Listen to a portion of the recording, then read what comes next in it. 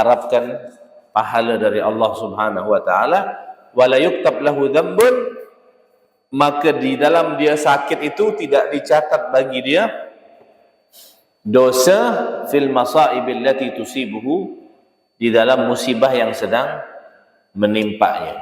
Tapi jangan diartikan salah juga ini ya. Nanti mentang-mentang sakit ente maksiat sengaja begitu. Tidak begitu.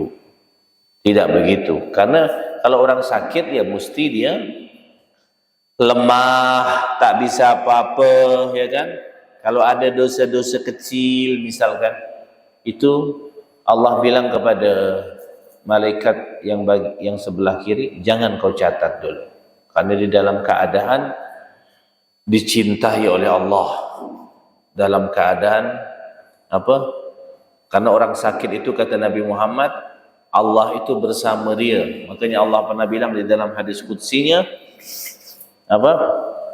Barang siapa yang apa kata Allah bilang, kemana hambaku tidak menjengukku.